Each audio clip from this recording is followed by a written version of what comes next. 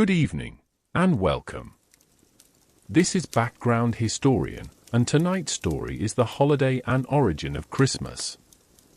As the world outside grows quieter and the light fades earlier each evening, this is a gentle moment to slow our breathing and let history drift softly into view.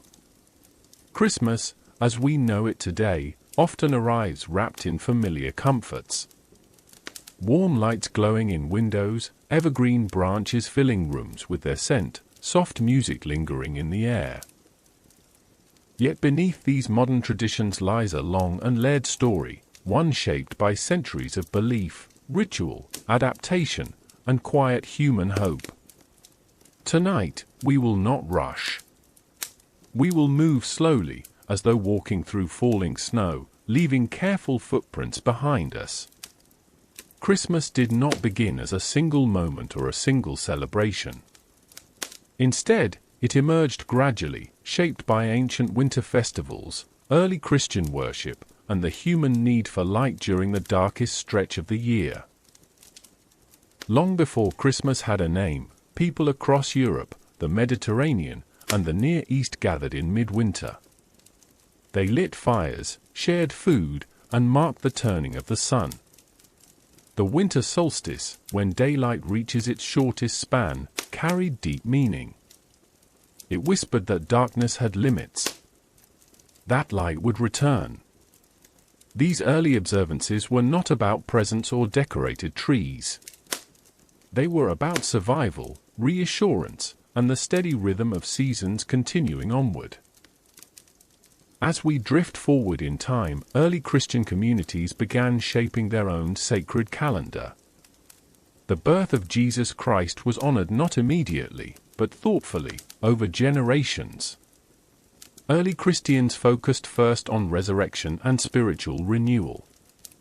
Only later did they begin to reflect on birth, incarnation, and the quiet mystery of divine life entering the human world. When December emerged as a chosen time for this celebration, it was not accidental. Existing winter festivals, such as those held in ancient Rome, already filled the calendar with warmth and shared joy. Rather than erase these rhythms, Christian leaders gently reoriented them, weaving new meaning into familiar days. This blending of traditions created something lasting.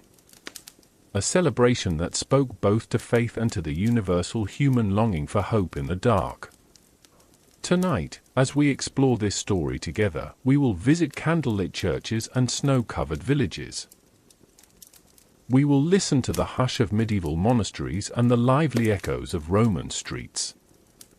We will trace how symbols evolved, how rituals softened and spread, and how Christmas slowly became what it is today. A holiday of faith for some, tradition for others, and comfort for many. So settle in. Let your thoughts loosen their grip on the day behind you.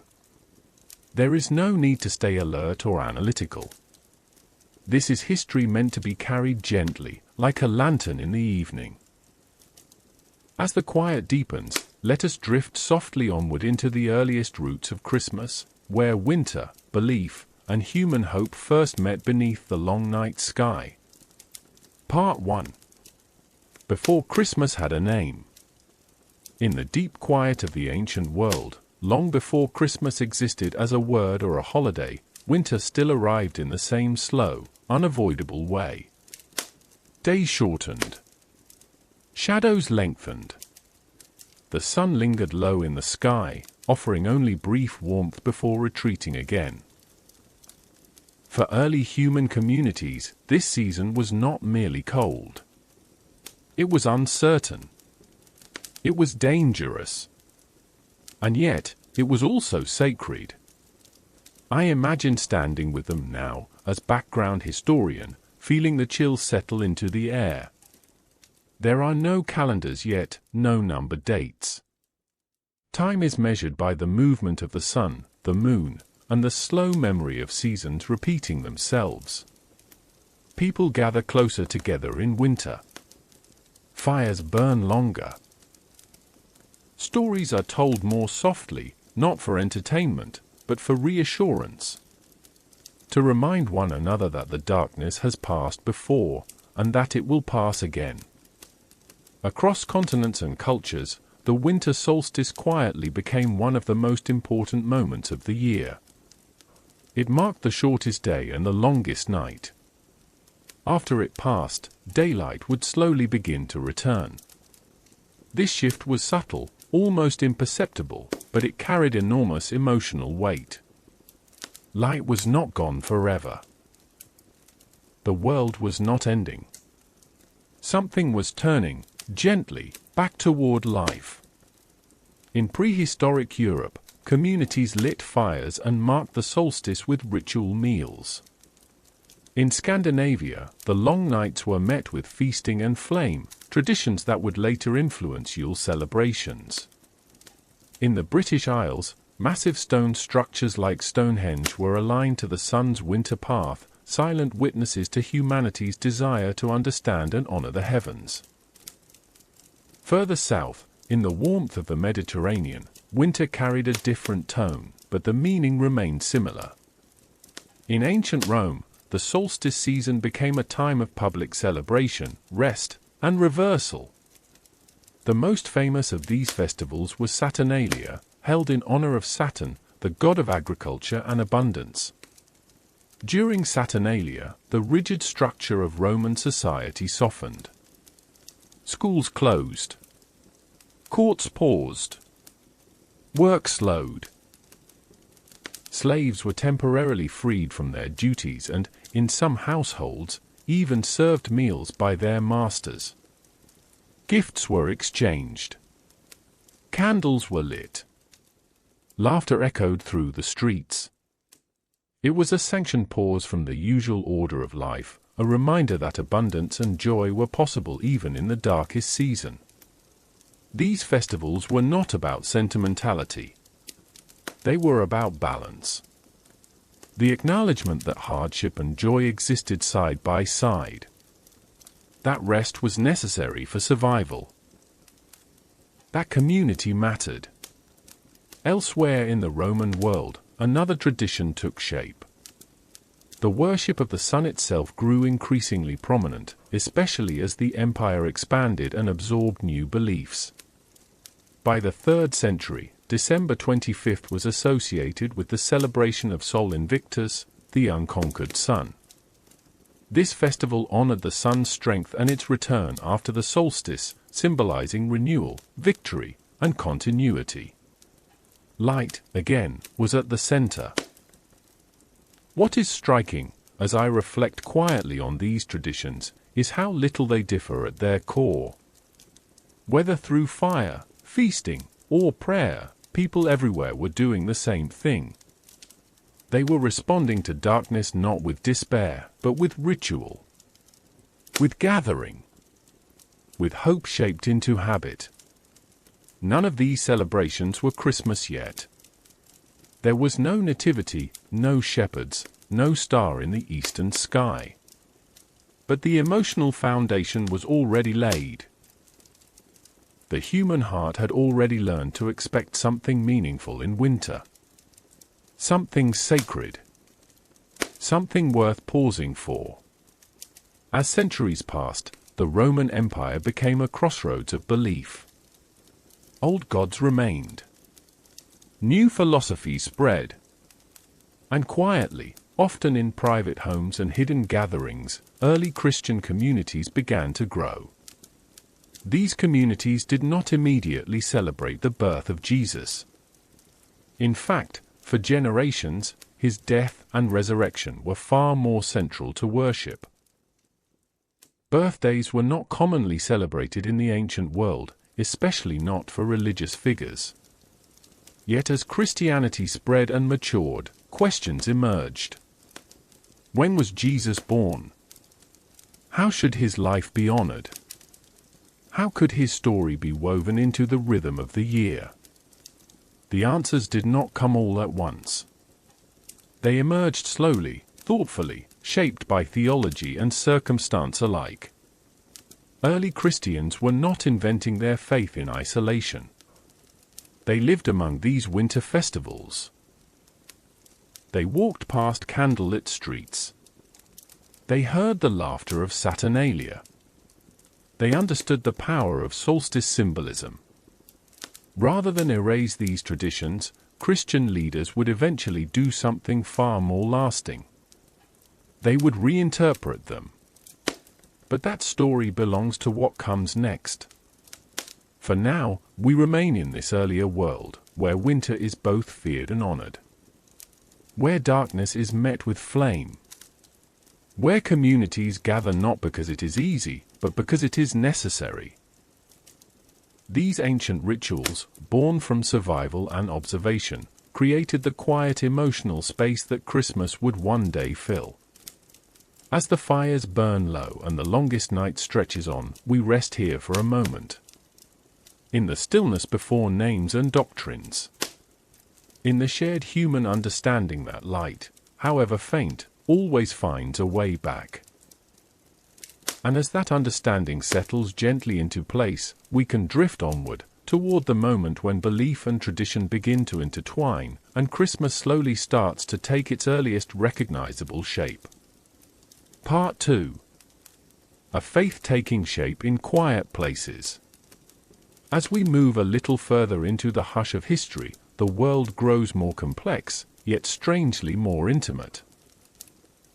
Empires rise and stretch across continents, roads knit distant cities together, and ideas travel quietly along with merchants, soldiers, and wandering teachers. Within this vast movement, early Christianity begins not with grandeur, but with stillness. I imagine myself stepping into this time as background historian, lowering my voice instinctively. These are years when belief is fragile and precious. Christian gatherings are small, often hidden, sometimes whispered about. Faith is carried not in public monuments, but in memory, conversation, and handwritten texts passed carefully from hand to hand. The followers of Jesus Christ do not yet share a single unified calendar. There is no Christmas. There is no December feast. Instead, attention centers on the resurrection, on the meaning of sacrifice, and on the promise of eternal life. Easter, not birth, becomes the heart of worship. It speaks directly to suffering, renewal, and hope beyond death. In the ancient world, birthdays are rarely celebrated, especially for spiritual figures. Birth is ordinary. Death and transcendence carry greater weight. Many early Christian thinkers even viewed birth celebrations as pagan, tied too closely to earthly pride rather than spiritual humility. Yet, even as doctrine develops, human curiosity remains gentle and persistent. If Jesus was divine, when did he enter the world? What did it mean for eternity to touch time? These questions linger quietly, not yet demanding celebration, but inviting reflection. Christian communities spread across the Roman Empire, from Judea to North Africa, from Greece to Gaul.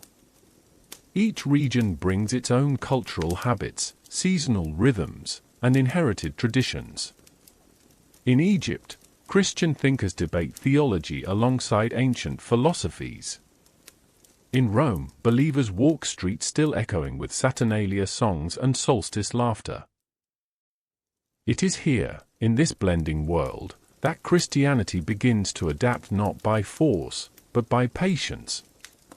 By the 2nd and 3rd centuries, some Christian writers attempt to calculate the birth date of Jesus. They use scripture, symbolic numerology, and theological reasoning. Different dates emerge. Some suggest spring. Others propose autumn. In parts of the Eastern Christian world, January 6th becomes significant, eventually forming the Feast of Epiphany. Still, there is no universal agreement. And perhaps more importantly, there is no urgency. Christianity at this time is still a minority faith. Often persecuted. Sometimes tolerated. It survives through resilience rather than recognition. Worship happens in homes, in quiet courtyards, and beneath the earth in the Roman catacombs. Oil lamps flicker against stone walls. Prayers are spoken softly. Faith is lived inwardly. Then, slowly, the world shifts. In the early 4th century, the Roman Empire undergoes a profound transformation. Emperor Constantine embraces Christianity, altering its relationship with power forever. What was once hidden becomes visible. What was whispered can now be spoken aloud. Churches rise where homes once hosted gatherings. Public worship replaces secrecy. With recognition comes organization. Christian leaders now face new questions. How should the year be structured? How can belief be taught to an empire accustomed to festivals, symbols, and seasonal observances? How can theology meet people where they already are? Winter, once again, offers an answer. The solstice season is already rich with meaning. Light returning. Darkness retreating. Hope renewed.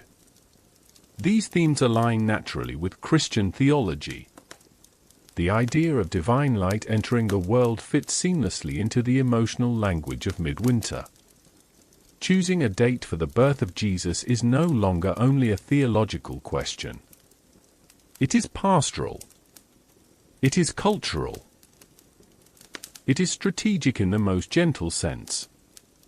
By honoring Christ's birth during a season already filled with reflection and celebration, Christianity can speak in a language people understand. December 25th begins to take shape within the Western Church. Not suddenly. Not universally. But gradually, like frost forming overnight. It does not erase older festivals. Instead, it overlays them with new meaning. Candles that once honored the sun now symbolize Christ as the light of the world. Feasting becomes fellowship. Gift-giving echoes generosity rather than obligation. Familiar customs soften and transform, rather than disappear. This blending is not deception. It is continuity. As I pause here, I sense the careful thought behind these choices. Early Christian leaders are not trying to dominate culture. They are trying to shepherd belief through it. To guide people gently rather than abruptly. To honor human rhythms while offering spiritual depth. Still, it is important to remember that not all Christians accept this shift immediately. Some resist. Some hold fast to older calendars. Christianity, even now, is not monolithic. It is a living faith, growing unevenly, shaped by geography, language, and lived experience. Yet the seed has been planted. A birth once unmarked is now slowly becoming a celebration. Not of noise or excess, but of incarnation. Of the idea that the divine chose to arrive quietly. As a child. In winter. This idea resonates deeply in a world accustomed to hardship. A God who enters through vulnerability rather than conquest feels profoundly different from the old pantheon. It speaks to humility, to presence, to closeness. And so, as the 4th century unfolds, Christmas begins to emerge not as a fully formed holiday, but as a thoughtful response to both faith and human need. A moment to pause, to gather, to remember light. We end this part not with certainty, but with intention. With a faith learning how to speak through seasons. With traditions beginning to bend, not break. And with winter once again becoming sacred, now carrying a new story into the long night. In the stillness that follows, we prepare to drift onward, toward how Christmas spreads beyond Rome, shaped by monks, villages, and generations yet to come. Part 3. When Christmas learned to travel. As the centuries continue their quiet turning, Christmas begins to move. No longer confined to theological discussion or imperial cities, it drifts outward, carried by footsteps along muddy roads, by monks crossing forests, and by small communities gathering beneath winter skies. I imagine myself walking beside them now, as background historian, the air cold and still. The Roman Empire, once a single vast authority, has begun to fracture in the West. Roads crumble. Cities shrink. Power becomes local. Yet Christianity remains, adapting once again, settling into monasteries, villages, and the steady rhythm of rural life. It is here, in these quieter places, that Christmas truly starts to grow roots. Monastic communities play a central role. Monks withdraw from the noise of politics and warfare, seeking lives of prayer, discipline, and contemplation. Their days follow careful patterns. Bells mark the hours. Candles mark the night. Scripture is copied slowly, letter by letter, preserving not only religious texts but also knowledge itself. Within monastery walls, the Christian calendar becomes structured and dependable. Feast days are fixed. Seasons are observed with intention. Christmas, celebrated on December 25th in much of Western Europe, becomes part of this ordered spiritual year. Unlike the lively festivals of ancient Rome, early medieval Christmas is quiet and reverent. Midnight services glow softly with candlelight.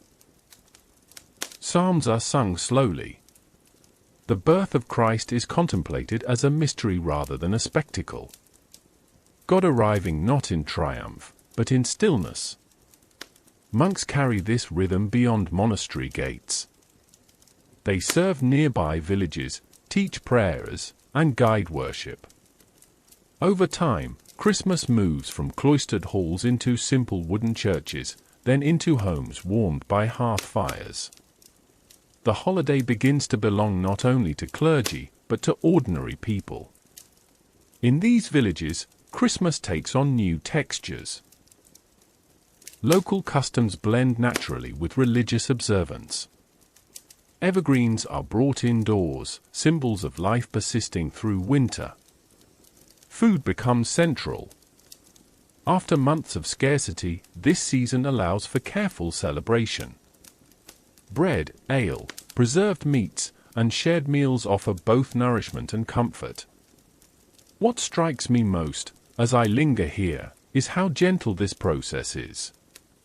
Christmas does not arrive fully formed. It learns each place it visits. It adapts to climate, culture, and need. In Northern Europe, where winters are long and dark, Christmas emphasizes light. Candles, torches, and fires become essential symbols. In southern regions, where winter is softer, the emphasis rests more on community and liturgy. Yet the core remains the same. Birth, light, presence. By the early Middle Ages, Christmas is firmly established across much of Europe, but its tone remains restrained. There are no trees glittering with ornaments. No wrapped gifts beneath branches. The celebration is spiritual first, social second. This balance begins to shift under the influence of expanding kingdoms and emerging rulers who recognize the power of shared ritual. One such figure is Charlemagne, crowned emperor in the year 800. His reign seeks unity across a diverse and fragmented Europe. Christianity becomes a binding force, and Christmas becomes one of its most important expressions. Charlemagne's coronation itself takes place on Christmas Day, forever linking the holiday with ideas of kingship, order, and divine legitimacy. From this point onward, Christmas is no longer only a quiet religious observance. It becomes a public marker of authority and unity. Royal courts begin hosting feasts. Nobles gather. Gifts are exchanged, not as personal surprises, but as symbols of loyalty and obligation. The 12 days of Christmas, stretching from December 25th to early January, become a recognized season rather than a single day. Still, even as celebration grows, it does not yet lose its grounding. The Church maintains its influence. Fasting precedes feasting. Advent becomes a time of preparation and restraint, emphasizing waiting rather than indulgence. I pause here, listening to the imagined sounds of a medieval Christmas night. Church bells in the distance. Wind moving through bare branches. Footsteps crunching on frost. The celebration is present, but contained. Joy expressed quietly, reverently. This medieval Christmas teaches patience. It does not demand constant excitement. It unfolds slowly, over days and nights, allowing reflection to coexist with warmth. It is also during this period that familiar stories begin to settle into popular imagination. Nativity scenes, though still simple, help people visualize the birth of Christ. Mary, Joseph, the child, shepherds. These figures move from scripture into shared mental images, accessible even to those who cannot read. Over time, these images soften. They become less distant, more human. The Holy Family looks like a family anyone might recognize. A mother, a father, a child born into uncertainty. This human closeness becomes one of Christmas's enduring strengths. It bridges doctrine and daily life. It allows faith to feel present rather than abstract. As the Middle Ages continue, Christmas becomes a thread running through society. It marks time. It structures the year. It offers a pause amid labor and hardship. Not an escape, but a moment of reassurance. Yet change is always approaching, quietly. As towns grow larger and trade increases, new influences will begin to reshape the holiday. Celebration will grow louder. Customs will multiply. And Christmas will take on layers of joy, excess, and sometimes conflict. But for now, we remain in this gentle medieval world, where candlelight and prayer hold the night at bay. Where Christmas is steady, familiar, and deeply woven into the fabric of life. In the calm that settles here, we prepare to drift onward, toward the moments when Christmas steps beyond monastery walls and village greens, and begins its transformation into something broader, brighter, and more complex still. Part 4. Feasting, folly, and the human need for release. As we drift gently onward, Christmas steps out of the monastery and fully into the streets. The Middle Ages continue to unfold, and with them comes a subtle but important shift. Christmas is no longer only a quiet religious observance marked by candlelight and prayer. It becomes something broader, louder, more human. I imagine myself standing in a medieval town now, as background historian, the air thick with wood smoke and winter breath. Church bells still ring, but they compete with laughter, music, and the sound of many people gathered closely together. The cold presses in from every side, and yet the town feels alive in a way it rarely does the rest of the year. Life for most medieval people is hard and repetitive. Work dominates daylight hours. Food is uncertain. Disease and weather shape daily existence. The calendar offers few true breaks. Christmas, however, becomes one of the rare moments when ordinary rules loosen. This season, stretching across the 12 days of Christmas, allows space for joy that is not whispered, but spoken aloud. Feasting becomes central. Animals that cannot be kept through winter are slaughtered. Bread is baked in larger quantities. Ale flows more freely. Tables stretch long, sometimes placed outdoors beneath rough shelters or inside communal halls warmed by massive fires. People eat together not out of abundance, but out of shared relief. It is here that Christmas begins to develop a dual nature. Sacred and playful. Solemn and unruly. One of the most striking customs to emerge is the appointment of a Lord of Misrule. During the Christmas season, especially in England and parts of Europe, a lower status individual is chosen to preside over festivities. For a short time, hierarchy is inverted. Servants give orders. Jokes are made at the expense of authority. Games mock the seriousness of everyday life. This tradition echoes much older festivals like Saturnalia, reminding us again that Christmas absorbs rather than erases human instincts. People need release. They need laughter. They need moments when life feels lighter, even if only briefly. Warsling becomes another popular custom. Groups travel from house to house, singing and offering good wishes in exchange for food or drink. Songs fill the night air. Not polished performances, but communal voices, uneven and warm. The act itself matters more than musical precision. It is about presence. About being seen and heard. The Yule log also grows in importance during this period. A massive log is brought into the home or hall and burned slowly throughout the season. Its steady flame symbolizes continuity, protection, and warmth. As long as it burns, the household feels safe from the worst of winter. While these customs flourish among the people, the church watches carefully. Celebration is allowed, even encouraged, but excess is viewed with suspicion. Sermons remind worshippers of humility. Advent fasting still precedes Christmas feasting. The sacred narrative remains central, even as joy becomes more visible. This tension shapes medieval Christmas profoundly. It is neither purely religious nor purely secular. It lives in between. A negotiated space where belief and human need coexist. I pause here and listen. There is music, but also prayer. There is laughter, but also reverence.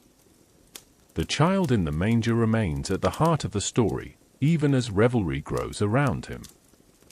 Yet not everyone welcomes this version of Christmas. As Europe moves toward the late Middle Ages, criticism begins to surface. Some clergy worry that the holiday has grown too wild, too indulgent. That sacred meaning is being lost beneath drinking, gambling, and mockery. These concerns will grow sharper in centuries to come. But for now, Christmas belongs deeply to the people. It offers relief from rigid social order. It allows emotions usually kept quiet to emerge. It creates memory. Children associate winter not only with cold and hunger, but with warmth, song, and shared meals. Adults find a rare moment to feel something close to ease. This emotional connection becomes powerful. Once Christmas becomes tied to joy and communal release, it cannot easily be taken away. Attempts to suppress it will meet resistance not because of theology, but because of memory. As I reflect on this stage of Christmas, I am struck by how honest it feels. It acknowledges that humans are not built for constant restraint. That celebration is not a threat to meaning, but often its expression. These medieval customs may seem distant now, yet their echoes remain. Shared meals. Seasonal music. Laughter breaking through winter silence. Even the idea that Christmas feels like permission to pause traces back to this moment in history. Still, change is coming again. As Europe enters an age of reform, exploration, and upheaval, Christmas will face its greatest challenges yet. Some will attempt to strip it down. Others will reinvent it entirely. The holiday will survive, but not without conflict. For now, though, we remain in this lively medieval winter. Fires crackle. Voices rise. Snow falls softly beyond the town walls. Christmas breathes deeply here, alive with both reverence and revelry. And as the night settles, we prepare to drift onward, toward the moment when Christmas itself comes under question, and its future hangs uncertain in a changing world. Part 5. When Christmas was questioned. As we move softly onward, the warmth of medieval feasting begins to cool. The world is changing again. Ideas travel faster than ever before, carried by printing presses, sermons, and restless minds. Faith itself is being examined, challenged, and reshaped. And in this atmosphere of questioning, Christmas finds itself placed under a quiet but searching light. I imagine myself walking through a European town in the 16th century as background historian. The streets look familiar, yet something feels different. There is tension in the air. Church doors still open, bells still ring, but certainty has loosened its grip. People argue not only about kings and borders, but about belief, authority, and the meaning of worship. This is the era of the Protestant Reformation. What begins as theological debate soon becomes a widespread transformation. Reformers question long-standing church practices, rituals, and holidays. They ask whether traditions are rooted in Scripture or merely inherited habit. Christmas quickly becomes part of this debate. For many reformers, the problem is not the birth of Christ itself. It is the celebration surrounding it. They see feasting, revelry, and folk customs as distractions from sincere faith. Some argue that because the Bible does not specify a date for Jesus' birth, celebrating it on December 25th is unnecessary or even misleading. In certain regions, Christmas services are simplified. Decorations disappear. Music grows more restrained. The holiday does not vanish overnight, but its tone changes. Nowhere is this shift more dramatic than in England during the 17th century. Under the influence of strict Protestant groups, especially the Puritans, Christmas comes under direct attack. Puritan leaders believe the holiday encourages excess, disorder, and false worship. They view it as a remnant of Catholic tradition and pagan influence. During the rule of Oliver Cromwell, Christmas is officially suppressed. Shops are ordered to stay open on December 25th. Churches are discouraged from holding special services. Celebrating Christmas becomes an act of quiet defiance. I pause here, imagining the strange stillness of that day. No bells. No feasts. Just winter continuing as though nothing were meant to happen at all. Yet traditions are not so easily erased. Many families continue to observe Christmas in private. A shared meal behind closed doors. A prayer spoken softly. A song hummed rather than sung. These quiet acts preserve the emotional core of the holiday even when its public face is stripped away. Across the Atlantic, similar ideas take hold in the American colonies. In Puritan New England, Christmas is not only discouraged, but actively banned for a time. Records show fines imposed on those caught celebrating. December 25th is treated like any other workday. And yet, even here, memory persists. What strikes me most in this period is the resilience of human habit. People may comply outwardly, but inwardly, the need for seasonal meaning remains. Winter still feels heavy. Darkness still invites reflection. The desire to pause does not disappear simply because it is forbidden. Ironically, these attempts to suppress Christmas help define it more clearly. The holiday becomes something people choose, rather than something imposed.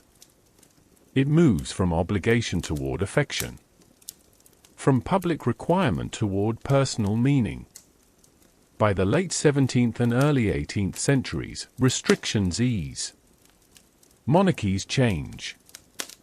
Religious tolerance grows slowly. Christmas begins to return, though altered. In England, the holiday regains public recognition.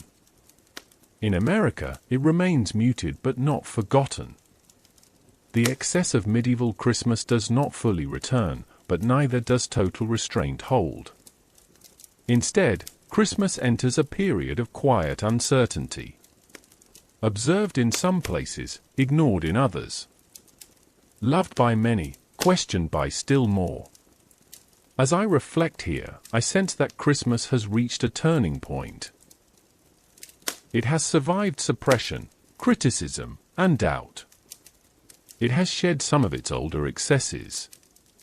What remains is something smaller, more intimate, and ready to be reshaped again. That reshaping will come soon, not from kings or clergy alone, but from families, writers, and a growing middle class seeking warmth, stability, and meaning in a rapidly modernizing world. For now, we rest in this quieter winter. Fires burn low. Celebrations are modest. The holiday waits, patient and adaptable, ready to become something new once more. And in the stillness that follows, we prepare to drift onward, toward the moment when Christmas is reborn not through decree, but through imagination and home. Part 6. The quiet reinvention of Christmas at home. As we drift forward again, the world feels different. The noise of religious conflict softens, replaced by the steady hum of industry and expanding cities. Smoke rises from factory chimneys. Streets grow crowded.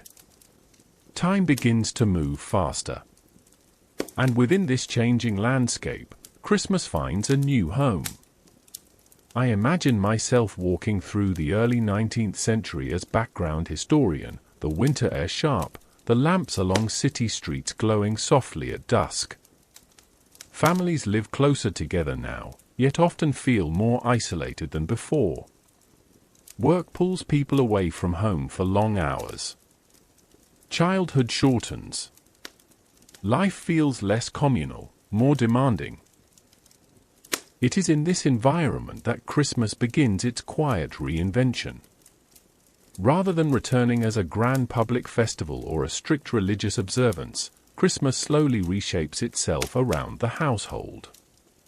The center of the holiday moves inward, toward family, intimacy, and memory.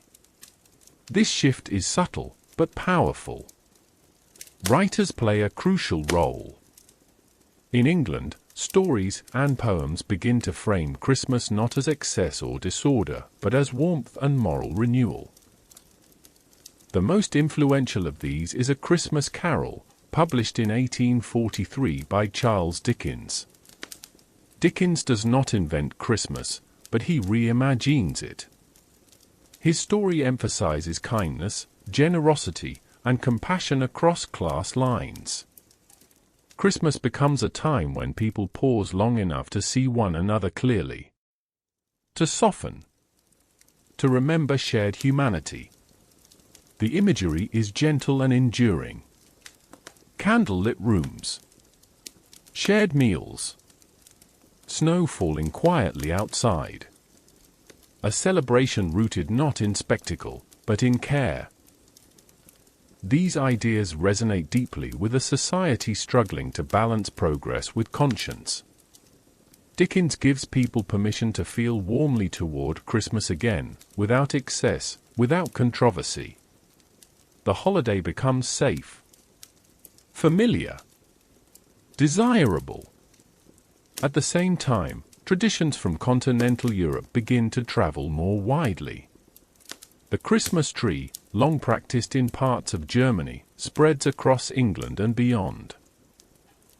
When Prince Albert, husband of Queen Victoria, displays a decorated tree at Windsor Castle, the image circulates widely. Soon, trees appear in middle-class homes, adorned with candles, fruit, and simple ornaments. The evergreen, once a pagan symbol of endurance, now finds a place at the heart of the family celebration. Its meaning shifts again, becoming associated with continuity, life, and shared ritual. Gift-giving also changes during this period. Instead of public exchanges tied to obligation or hierarchy, gifts become personal, thoughtful, often handmade. Children move to the center of the holiday, their joy and wonder shaping how Christmas is experienced. I pause here, listening to the imagined sounds of a Victorian Christmas evening. A piano playing softly, paper being folded and unfolded, voices low and close. Outside, the city continues its restless motion, but inside, time feels briefly suspended. This domestic Christmas spreads quickly. Through literature, through illustration, through newly affordable printed Christmas cards that allow people to send warmth across distance. The holiday becomes something that can be shared even when families are separated. Importantly, this version of Christmas bridges divides. It appeals to religious and secular households alike. One can celebrate birth, or generosity, or simply togetherness. Christmas becomes flexible without losing its emotional core. By the mid-19th century, Christmas has found a form that will endure. Family-centered, child-focused, warm rather than rowdy, reflective rather than rigid. Yet even now, it is still evolving. Industrialization continues. Cities grow. Global trade expands. And soon, Christmas will cross oceans, adapting again as it enters new cultures and new economies. It will grow brighter, louder, and more commercial, even as it clings to the intimacy rediscovered here. For now, though, we rest in this softly lit room. A moment when Christmas feels gentle and close. When the holiday belongs not to church or state, but to hearth and heart.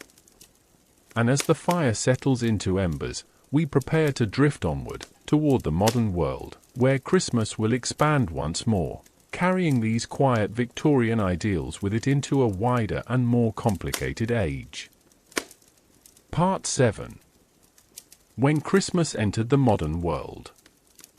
As we drift onward into the late 19th and early 20th centuries, Christmas steps into a world that feels faster, brighter, and more crowded than ever before. The quiet hearth-centered holiday shaped by Victorian ideals does not disappear. Instead, it begins to stretch, adapting once again to the pace of modern life. I imagine myself walking through a city street now, as background historian, the air crisp and humming with motion. Electric lights glow where candles once flickered.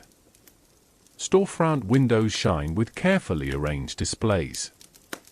Crowds gather not only to worship or feast, but to look, to linger, to imagine.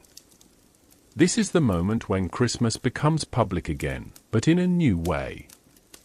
Department stores emerge as powerful cultural spaces. They are warm in winter, brightly lit, and filled with novelty. Merchants quickly recognize that Christmas carries emotional weight. It invites generosity, nostalgia, and anticipation. Window displays turn the holiday into a shared visual experience. Snow scenes appear behind glass. Mechanical toys move gently. Passers-by stop, even if they have nothing to buy. Gift-giving expands alongside these changes. What was once modest and handmade increasingly becomes purchased. Not out of emptiness, but because mass production makes objects affordable to more people. Christmas presents become symbols of care expressed through choice rather than labor. At the center of this shift stands a familiar figure who is quietly transforming. The character we now know as Santa Claus draws from many sources. The charitable Bishop St. Nicholas, known for secret gift-giving. Dutch tradition surrounding Sinterklaas. English folklore figures tied to winter feasting. Over time, these influences blend into a single, recognizable presence. In the United States, Santa becomes increasingly standardized through illustration and advertising. His image settles into something warm and approachable. Round-faced. Kindly. Dressed for winter rather than authority. A figure who belongs not to doctrine, but to imagination. By the 1930s, popular illustrations used by companies such as Coca-Cola help fix Santa's appearance in public consciousness. This does not create Santa from nothing. It simply amplifies a version already forming. One that feels cheerful, generous, and reassuring during uncertain times. I pause here, noticing how this Santa fits the modern world. He travels easily. He belongs in city apartments as well as rural homes. He asks for nothing but belief. He offers abundance without hierarchy. At the same time, technology reshapes the holiday in quieter ways. Electric Christmas lights replace candles, making decoration safer and more elaborate. Streets glow. Trees sparkle. The night itself seems transformed. Christmas becomes something you can see from far away, a shared brightness across neighborhoods and towns. Music also changes. Carols once passed through oral tradition are recorded, broadcast, and replayed year after year. Familiar songs begin to anchor memory. Hearing them feels like returning to a place already known. Through all of this, Christmas grows more inclusive. It becomes less tied to church attendance and more connected to cultural participation. One can celebrate without prayer. One can believe in the mood if not the theology. Christmas becomes a season rather than a single statement of faith. This expansion is not without tension. Some worry that meaning is being diluted. That commerce is replacing contemplation. These concerns echo older criticisms from the Reformation era and even medieval sermons. The questions are familiar, even if the context is new. Yet what strikes me most is not loss, but persistence. Despite its changing forms, Christmas continues to revolve around the same quiet needs. Light in darkness. Warmth in cold. Connection in isolation. Whether through worship, family gatherings, or shared traditions, the holiday still answers something deeply human. By the early 20th century, Christmas has become a fixture of modern life. It is anticipated months in advance. It structures the end of the year. It carries both exhaustion and expectation. Still, beneath the electric glow and crowded streets, the older layers remain. Solstice. Birth. Gathering. Hope. As I stand here in this moment of transition, I sense that Christmas has learned how to survive the modern world by becoming flexible without becoming empty. It absorbs new forms while protecting its emotional core. Soon, Christmas will face global wars, economic hardship, and unprecedented change. It will become a symbol of comfort in times of fear, and nostalgia in times of upheaval.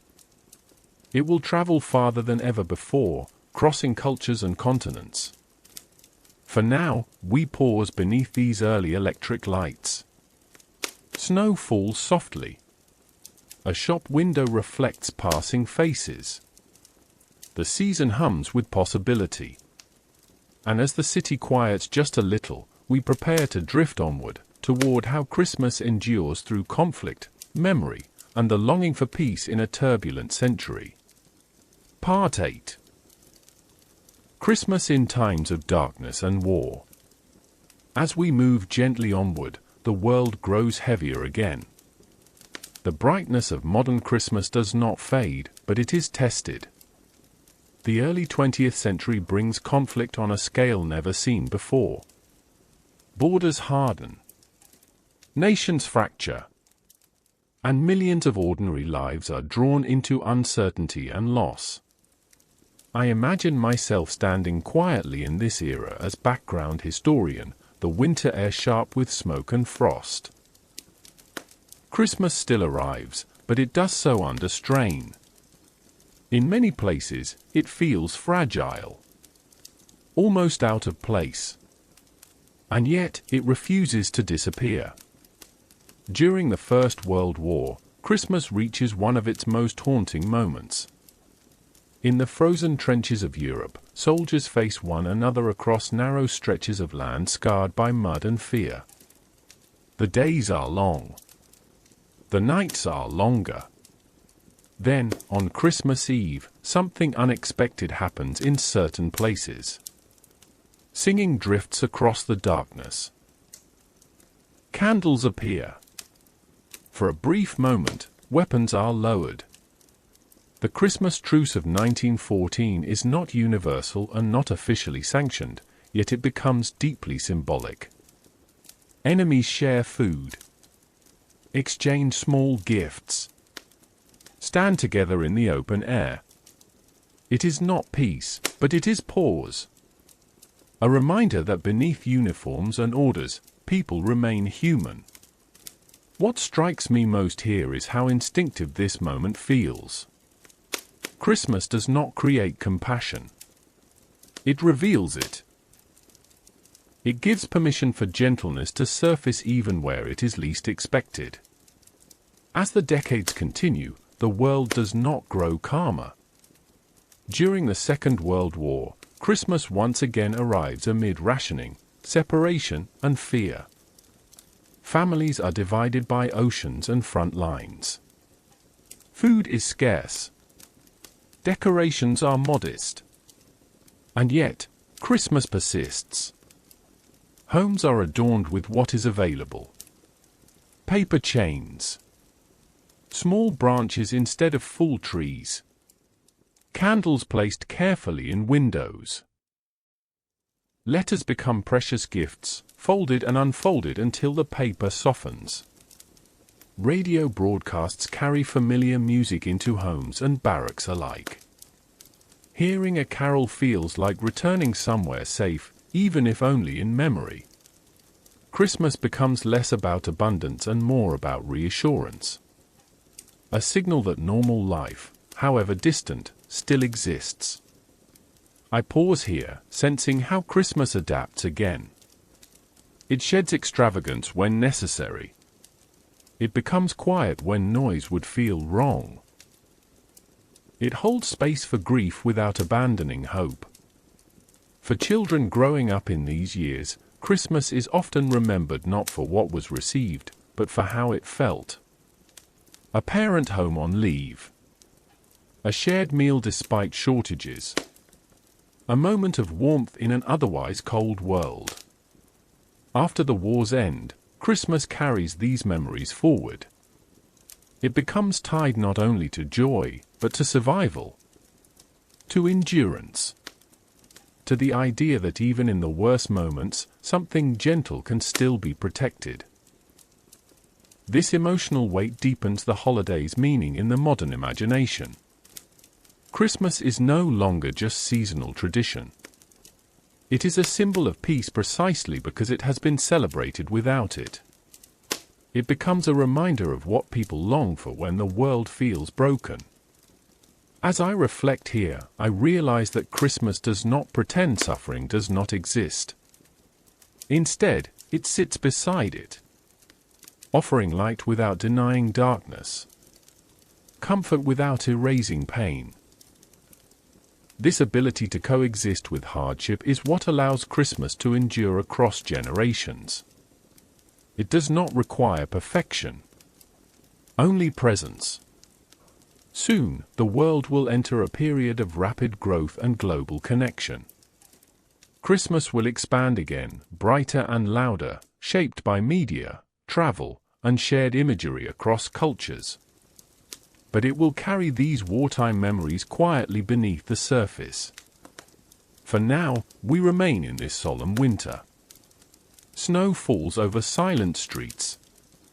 Candles glow in small windows. Somewhere, a familiar song plays softly, reminding those who listen that gentleness still has a place in the world.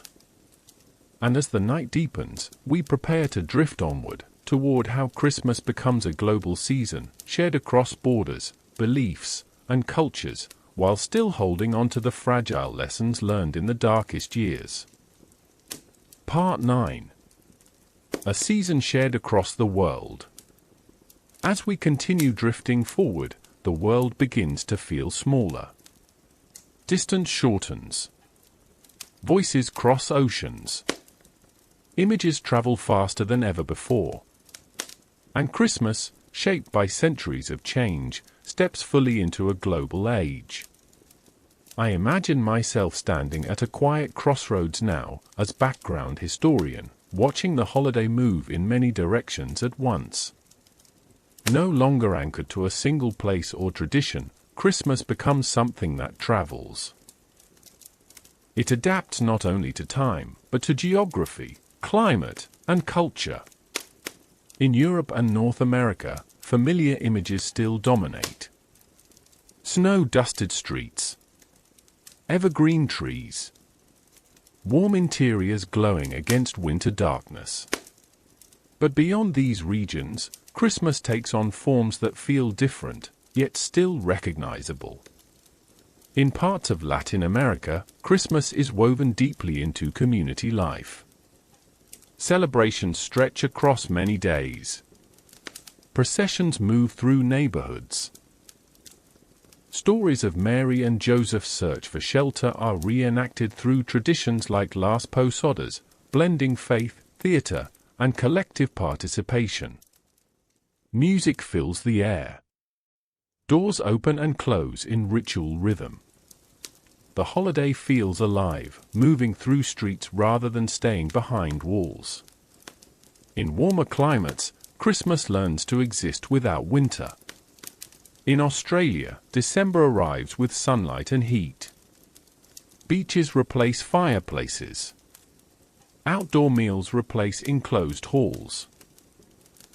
And yet, Christmas remains. It shifts its imagery without losing its emotional center. Gathering still matters. Shared meals still anchor the day. The season proves it does not require snow to feel meaningful. In parts of Asia, Christmas becomes something quieter and more symbolic. In countries where Christianity is not the majority faith, the holiday often emphasizes atmosphere over doctrine. Lights, music, and shared meals create a seasonal pause. Christmas becomes a time associated with reflection, kindness, and connection rather than formal worship. What strikes me most here is not uniformity, but flexibility. Christmas does not demand sameness. It allows itself to be reinterpreted. A religious holy day for some. A cultural festival for others. A family tradition. A moment of rest at the end of the year. Global media plays a powerful role in this expansion. Films, songs, and imagery spread shared expectations. Certain melodies become instantly recognizable across languages. Certain scenes repeat themselves year after year, shaping how people imagine the season even if they celebrate differently. This shared imagery creates a sense of belonging that crosses borders. Someone in a city far from winter snow can still feel connected to a familiar seasonal mood. Christmas becomes part of a global emotional calendar. At the same time, local traditions continue to assert themselves. Foods differ. Stories vary. Customs adapt. The holiday absorbs these differences rather than flattening them. It becomes layered, capable of holding many meanings at once. I pause here, reflecting on how remarkable this is. A celebration that began as ancient solstice ritual, reshaped by early Christianity, refined through medieval life, challenged by reform, reinvented by families, and tested by war, now belongs to the entire world. Few traditions carry such a long and adaptable history. Of course, this global Christmas is not without tension. Commercial influence grows stronger. Expectations can become heavy. The season can feel overwhelming rather than restful. These pressures are real and familiar. Yet beneath them, something quieter persists. People still seek moments of togetherness. Still pause to mark the year's turning. Still look for light as one chapter closes and another begins. Christmas continues to offer a shared language for these feelings, even when expressed differently. As I stand here in this global season, I sense how Christmas has become less about prescribing meaning and more about holding space. It does not insist. It invites. In one place, that invitation leads to prayer. In another, to music. In another, to generosity or reflection. The form changes. The impulse remains. And so, as the world hums softly with many celebrations unfolding at once, we prepare to drift onward again. Toward the quieter question beneath it all. What Christmas means now. Not historically. Not culturally. But personally. For as vast as Christmas has become, it is still experienced one moment at a time. In a room. At a table. In a memory. And in the stillness that follows, we move gently toward that final layer, where history meets the present and the holiday rests, once more, in human hands. Part 10. What Christmas has come to mean. As we arrive gently at this point in the story, the noise of centuries begins to soften. The long path behind us, filled with festivals, faith, conflict, and reinvention, settles into something quieter. Christmas now stands not as a single definition, but as a space. An opening. A pause shaped by history, yet lived entirely in the present. I imagine myself sitting with you here, as background historian, in a room lit softly against the night. Outside, the world continues its motion. Inside, time feels different. This is where Christmas now lives most fully. Not in doctrine alone. Not in commerce alone. But in moments chosen intentionally. For some, Christmas remains deeply sacred. It is the celebration of incarnation. Of God entering the world not with force, but with vulnerability. The nativity story still carries meaning. A child born into uncertainty. A family seeking shelter. A quiet beginning that reshapes belief. For those who hold this faith, Christmas continues to anchor the spiritual year. For others, Christmas holds cultural meaning rather than religious devotion. It becomes a time for family, tradition, and memory. A season marked by familiar rituals that offer continuity in a fast-changing world. Decorating a tree. Sharing a meal. Replaying songs that feel like home. Neither experience is lesser. They coexist, much as Christmas itself has always done. What fascinates me most, as I reflect here, is how Christmas has learned to survive by becoming personal. In earlier centuries, it was shaped by institutions, empires, churches, laws. Today, it is shaped by individual choice. How one marks the season is no longer prescribed. It is decided quietly, often without explanation. Some people seek solitude. Others seek gathering. Some feel joy. Others feel grief. Christmas holds all of this without argument. This is not weakness. It is strength. A tradition that can hold contradiction endures longer than one that demands certainty. Christmas allows space for absence as much as presence, for remembrance as much as celebration, for longing as much as contentment. I pause here and consider how often Christmas arrives during moments of transition. The end of a year, the closing of a chapter, the threshold between what was and what might come next. It is not accidental that this season resonates so deeply. It aligns with the human instinct to reflect when time itself feels thin. Light remains the central symbol. Candles in windows. Strings of lights against the dark. Screens glowing in quiet rooms. These are modern echoes of ancient fires lit at the solstice. The gesture is unchanged. We still push back against darkness, not by denying it, but by placing something gentle within it.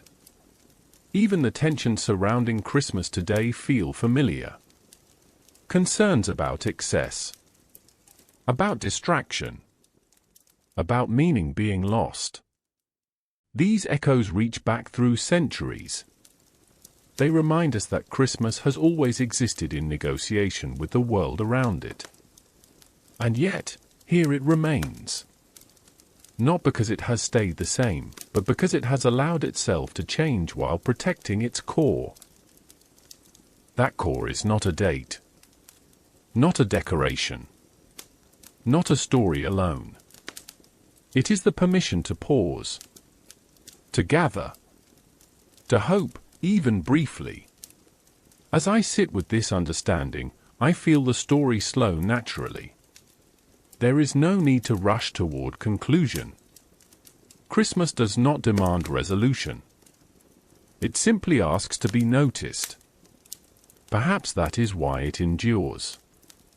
A season that began as a response to darkness now offers a mirror. It reflects what we need most in the moment we encounter it. Faith. Comfort. Connection. Stillness. As the night deepens around us, we rest here. In the present. Holding all that came before without carrying its weight. Allowing the long history of Christmas to settle into something quiet and human. And from this place of stillness, we prepare to drift onward once more. Toward the final reflections of this journey, where the past releases its grip and the season becomes, once again, whatever we gently allow it to be. Part 11. The quiet hours of the season. As we drift a little further, Christmas moves into its softest space. This is no longer the public season of lights and sound, nor the historical procession of customs and change. This is the hour when the holiday becomes internal, personal, almost wordless. I imagine myself awake late at night as background historian, long after gatherings have ended. The room is dim. Only a few lights remain on. Outside, the world feels suspended. This is where Christmas often reveals its truest shape. For many people, the quiet hours hold more meaning than the celebrations themselves. It is here that memory rises gently. Not in sharp images, but in impressions. The way a room once looked. The sound of footsteps on a familiar floor. The feeling of being held in a moment that has already passed. Christmas has a way of awakening memory with unusual clarity. Perhaps because it repeats so faithfully. The same songs return each year.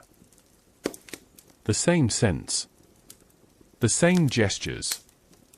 Each repetition layers the present over the past, creating a sense that time has folded inward. This folding of time is one of Christmas's most subtle gifts. A person may sit alone and feel the presence of others who are no longer there. Parents. Grandparents. Friends. Not as ghosts, but as warmth.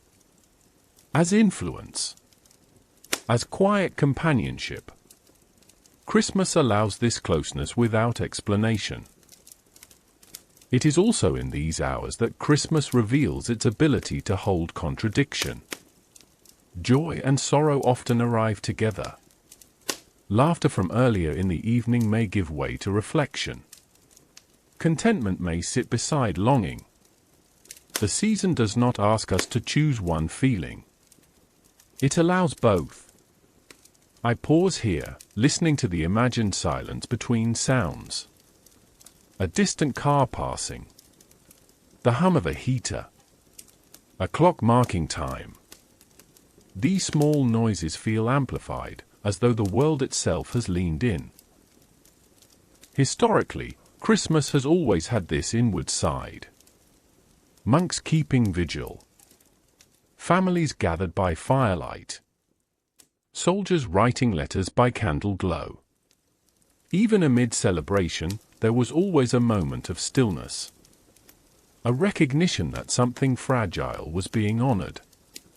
In the modern world, where distraction is constant, this stillness becomes even more precious. It is not enforced. It must be chosen. And when it is chosen, it feels like rest. For some, these quiet hours are spiritual. Prayer returns. Scripture is reread. Meaning deepens not through instruction, but through presence. For others, the stillness offers reflection without belief. A chance to consider what the year has held. What has been lost? What remains? Neither approach is wrong. Christmas does not demand interpretation. It offers atmosphere. What we bring into that space determines what we receive. I find myself thinking about how rare such moments have become. Hours when nothing is expected. When productivity pauses. When the mind is allowed to wander without urgency. Christmas, at its best, creates permission for this kind of wandering. It is not loud joy that lingers longest, but quiet recognition. The feeling that one is part of a longer story. That life, however unsettled, contains continuity.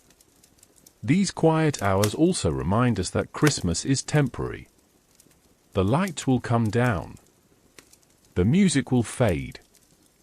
Ordinary days will return. Knowing this makes the stillness feel more valuable, more intentional. As I sit with this awareness, I sense that Christmas is less about marking a date than about entering a mood. One that cannot be forced or prolonged indefinitely.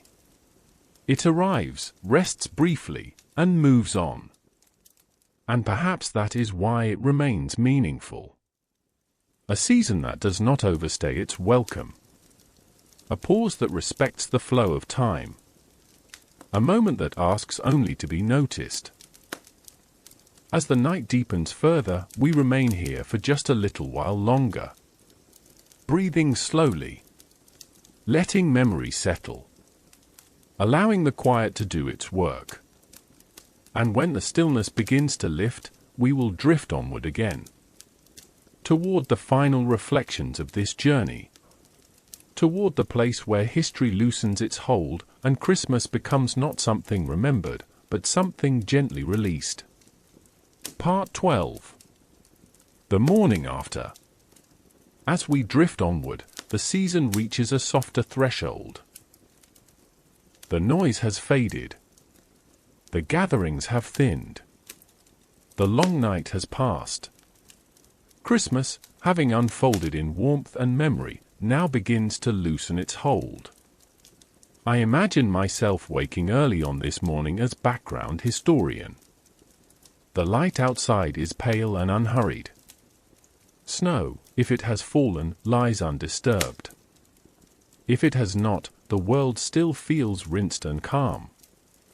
This is the hour when Christmas quietly steps back, leaving behind a gentle afterglow rather than an ending. Historically, this moment has always mattered. In monasteries and villages, the day after Christmas was not an abrupt return to labor. The season continued. The 12 days stretched onward, allowing the meaning of the celebration to settle gradually. There was no rush to dismantle what had just been built. Time itself felt more forgiving. Even today, many people sense this difference. The morning after carries a distinct tone. Less anticipation, more presence. Less effort, more noticing. It is the moment when the season reveals what remains once the excitement has passed. Often, what remains is quiet gratitude. A table with signs of use. Dishes stacked, not yet hurried away. Wrapping paper folded or discarded. Candles burned low. These ordinary details hold a tenderness that feels different from preparation or performance. They speak of having been together, of having paused. I pause here, listening to the hush that follows celebration. It is not empty. It is full in a quieter way. For some, this morning brings relief. For others, a touch of sadness. The season's intensity recedes, and ordinary time begins to return. Christmas, like all meaningful pauses, reminds us that moments cannot be held indefinitely. They are experienced, then released. This release has always been part of the holiday's rhythm. Ancient solstice fires burned down to embers. Medieval feasts ended. Victorian parlors returned to routine. Even wartime Christmases passed, leaving soldiers and families to carry their memory forward. The meaning was never meant to stay fixed in time. It was meant to be carried. What I find most striking is how the morning after often clarifies what mattered most. Not the abundance. Not the decorations. But the feeling of having shared something. The sense of having stepped briefly outside ordinary urgency. This clarity is quiet. It does not announce itself. It simply lingers. In some traditions, the days following Christmas are filled with continued reflection. Stories unfold slowly. Songs soften. The season exhales rather than concludes. This gradual easing mirrors how humans process meaning best. Not in sharp endings, but in gentle transitions. Modern life does not always allow this space. Schedules resume quickly. Messages accumulate. The pace returns. Yet even within that return, the afterglow can persist. A calm carried into ordinary tasks. A softened outlook. A memory revisited without effort. I think this is where Christmas quietly succeeds. Not in the day itself, but in what it leaves behind. A subtle shift. A reminder that rest is possible. That connection matters. That light, once invited in, does not vanish immediately. As I stand here in this pale morning, I sense that Christmas has done what it needed to do. It has arrived. It has warmed. It has reminded. Now it steps aside, trusting that what was felt will continue to echo. And as the day unfolds, ordinary and calm, we prepare to drift onward once more. Toward the final reflections of this journey. Toward the understanding that the true legacy of Christmas is not how brightly it burns, but how gently it fades, leaving the world just a little quieter than before. Part 13. What we carry forward. As we move a little further along this quiet path, Christmas begins to recede not as an event, but as an influence. The decorations may come down. The calendar pages turn. And yet, something subtle remains, carried forward into the ordinary days that follow. I imagine myself walking slowly through late winter light as background historian. The season is no longer announcing itself. There is no urgency now. Only space. This is where Christmas reveals one of its most enduring qualities. It does not insist on attention. It leaves impressions. Throughout history, people have carried Christmas forward in small, almost unnoticed ways. A softened manner. A renewed patience. A willingness to give without spectacle. These qualities do not belong exclusively to the holiday, yet the season seems to awaken them. In earlier centuries, this carried meaning was often intentional. Medieval Christians extended the spirit of Christmas through charity during the 12 days. Food was shared with neighbors. Alms were given quietly. The idea that generosity should outlast the feast was deeply embedded. In the Victorian era, writers emphasized this continuation even more strongly.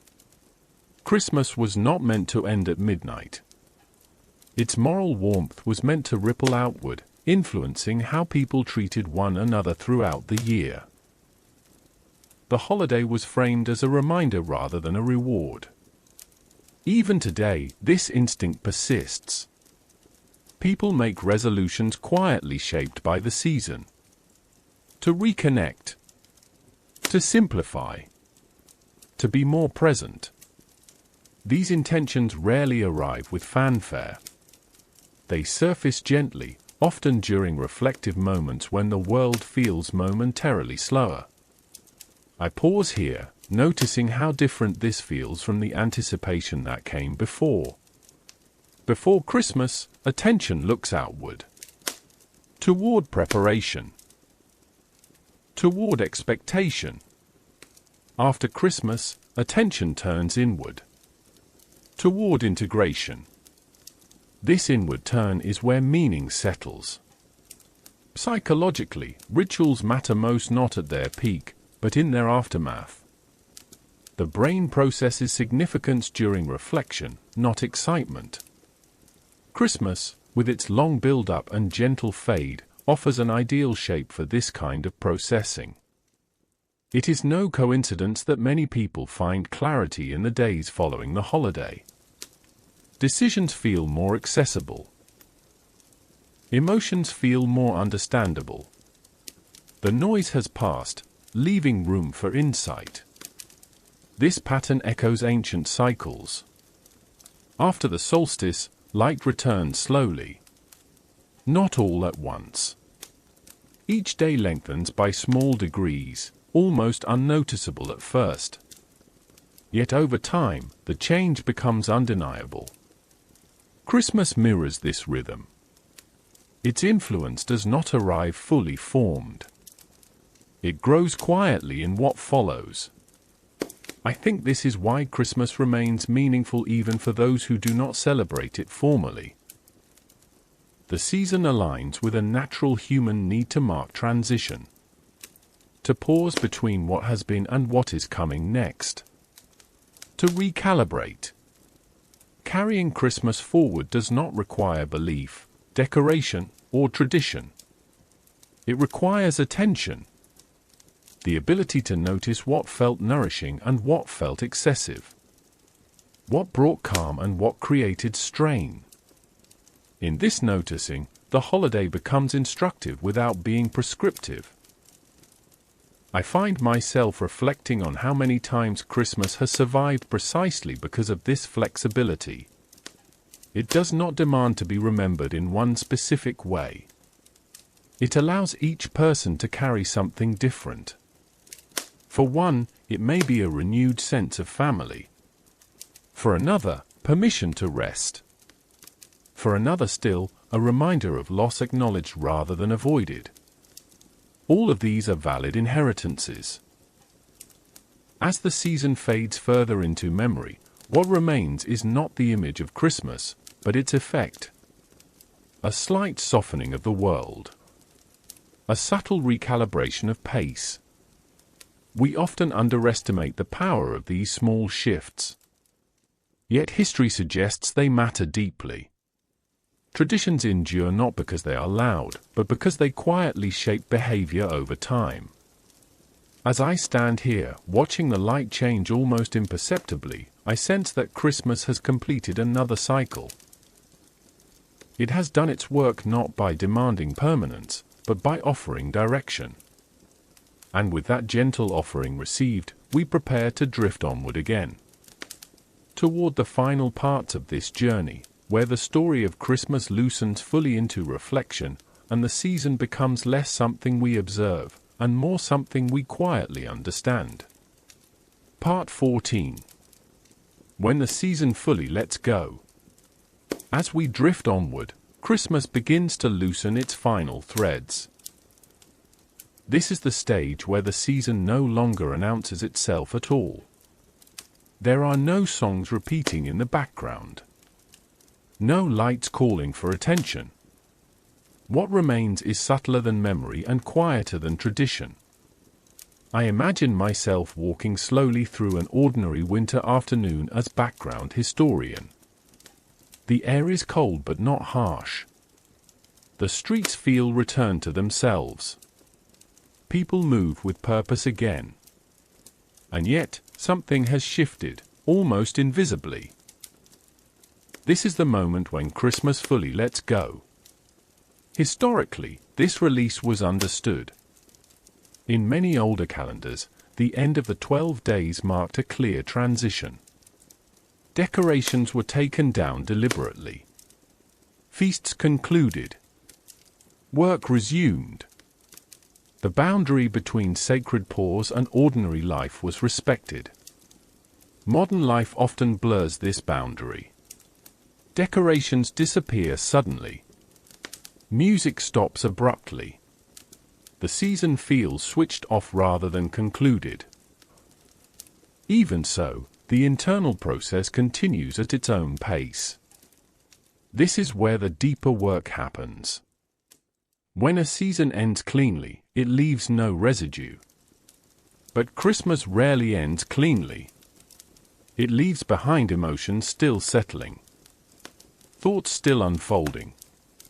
A quiet awareness of what mattered and what did not. I pause here and notice how often this period invites honesty.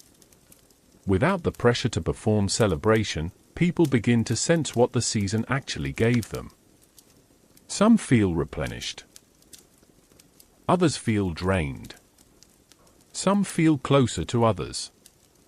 Some feel more aware of absence. All of this information matters. Christmas, in this sense, becomes diagnostic rather than decorative. It reveals needs that were hidden by routine. It exposes longings that were easy to ignore. It clarifies relationships by bringing them briefly into focus. This clarity can feel uncomfortable. That is why it often arrives after the season rather than during it. Only once the noise fades can the truth be heard. Throughout history, winter has always been a time for this kind of reckoning. Fields lie fallow. Growth pauses. Survival depends not on expansion, but on assessment. Christmas fits naturally into this older rhythm. It is not only about warmth. It is about preparation for what comes next. I think this is why the weeks following Christmas often feel introspective. Not because people intend them to be, but because the season has created space for reflection that now seeks expression. In earlier eras, this reflection was often framed through faith. Today, it may take many forms. Journaling, quiet walks, conversations that arrive unexpectedly, decisions that feel ready to be made. Christmas does not dictate these outcomes. It simply opens a window through which they can appear. What I find most striking is how little effort this requires. No ritual needs to be repeated. No tradition reenacted. The influence continues on its own, subtle and persistent. This is also the point where Christmas stops belonging to the calendar and starts belonging to the individual. Two people may have shared the same holiday and yet carry forward entirely different impressions. Both are true. Both are complete. As I stand here in this settled winter light, I sense that the season has finished speaking. Not because it has nothing left to say, but because it trusts that what was said has been heard. There is a quiet confidence in this release. Christmas does not cling. It does not demand to be remembered constantly.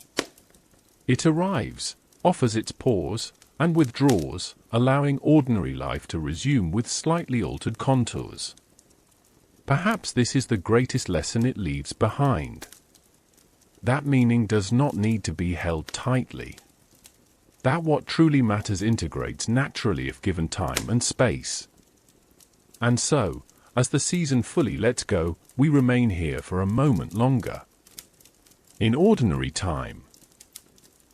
In winter light that no longer signals celebration, but steadiness. From this place of calm, we will drift onward once more. Toward the final reflections of this long journey, where the story of Christmas settles not into history, but into understanding, and the season becomes something we no longer observe from the outside, but quietly carry within. Part 15. The stillness beneath the story.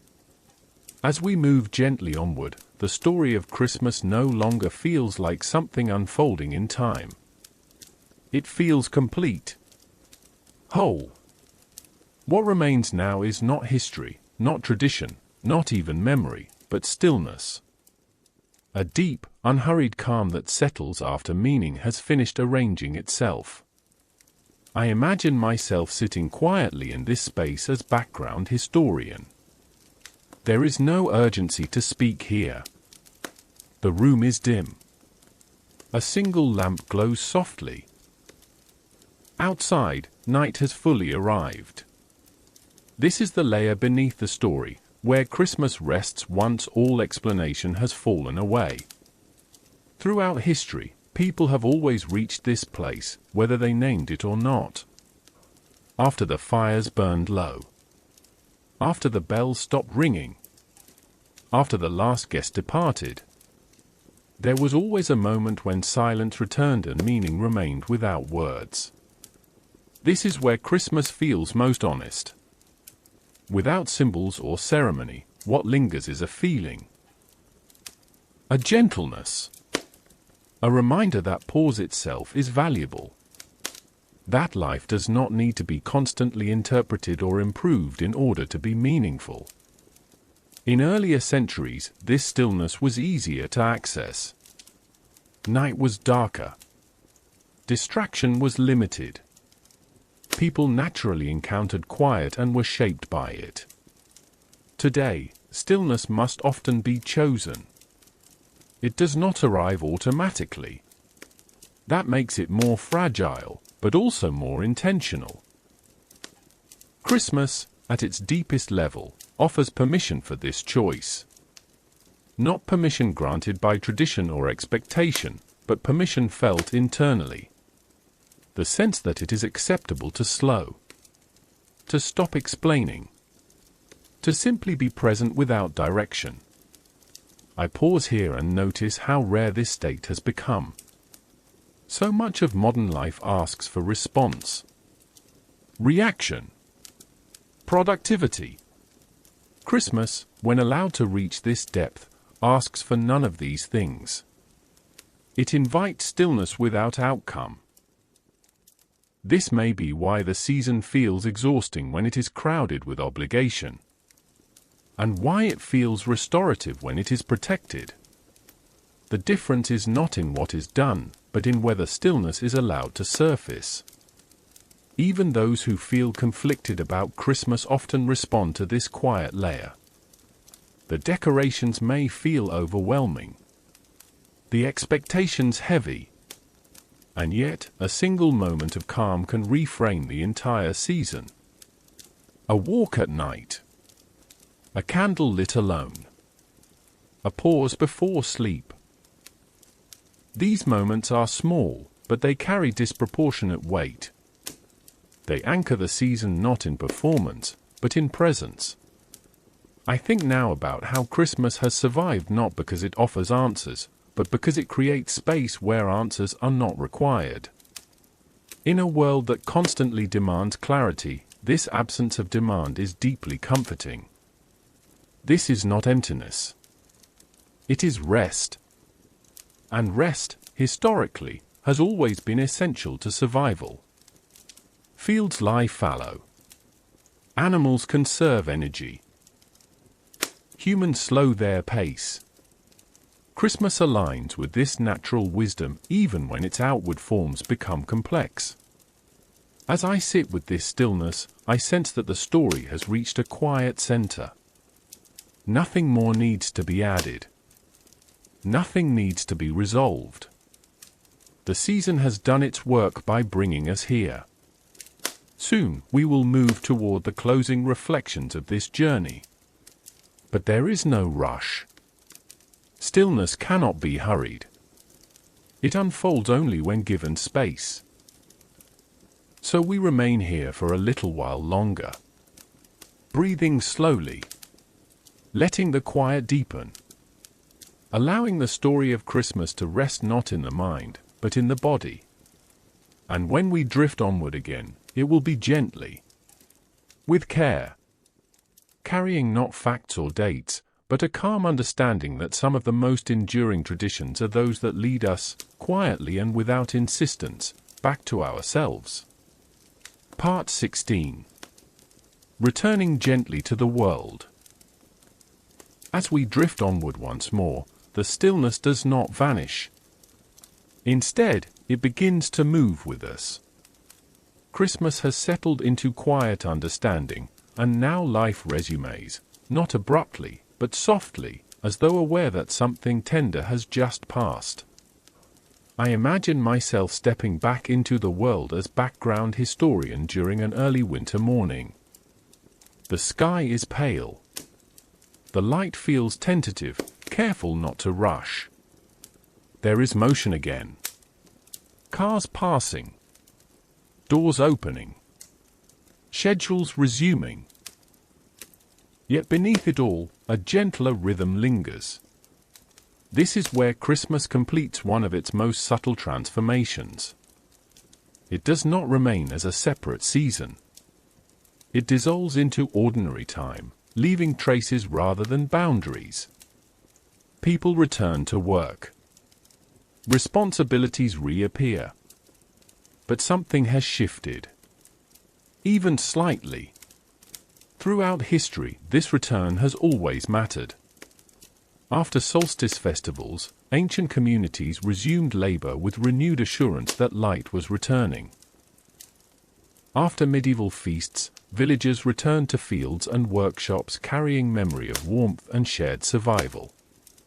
After wartime Christmases, soldiers and families carried moments of peace into days shaped by uncertainty.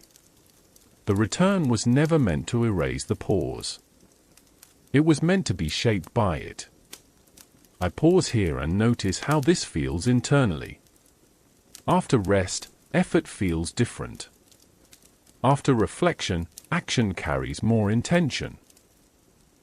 Christmas, when allowed to reach its quiet depth, subtly alters how people re-enter their routines. This is not dramatic change. It is adjustment. A little more patience. A slightly softened tone. A willingness to let some things go. These are not resolutions made loudly, but shifts felt privately. Modern life often pressures people to move quickly past this transition. The calendar flips. Expectations resume. Yet the body remembers rest longer than the schedule allows. Christmas leaves an imprint that fades slowly, like light increasing after the solstice. Gradual. Unforced. I think this is why January often feels different from other months. It carries the afterimage of pause. Even when life feels demanding, there is a sense that something has recently been held. A reminder that time can open rather than press. This return also reveals what Christmas offered each person. Those who felt nourished may carry steadiness forward. Those who felt strained may recognize the need for change. Both responses are valid. Both are information. Christmas does not dictate how life should look afterward. It simply illuminates where adjustment may be needed. As I stand here in this quiet morning, I sense how natural this process is. Seasons have always taught humans how to move between stillness and motion. Winter slows. Spring awakens. Christmas sits precisely at that turning point, teaching transition rather than permanence. This understanding feels especially important now. In a world that rarely pauses on its own, learning how to return gently becomes a skill. Christmas models this without instruction. It pauses. It softens. It releases. And then it allows life to continue, carrying calm forward rather than demanding it be preserved.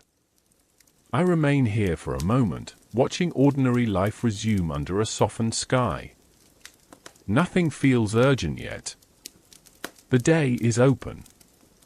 The road ahead visible but not demanding. This is the gift Christmas leaves behind most quietly. Not escape. Not fantasy. But the knowledge that movement does not need to be harsh. That returning can be gentle. And as this understanding settles, we prepare to drift onward again. Toward the final reflections of this long journey. Toward the place where Christmas becomes less a season we observe, and more a rhythm we recognize within ourselves. Part 17. The Rhythm That Remains. As we move gently onward, the world feels settled again. Not hurried. Not suspended. Simply moving at its natural pace. Christmas has receded fully into the background now, yet its influence has not disappeared. Instead, it has become something quieter and more enduring. A rhythm rather than a season. I imagine myself walking through an ordinary winter evening as background historian. The sky has deepened into blue. Streetlights glow softly, not festive now, just practical. People pass one another without ceremony. And still, there is a calm that feels earned. This is where Christmas completes another quiet transformation. When a season truly integrates, it no longer announces itself. It becomes part of how time is felt rather than how it is marked.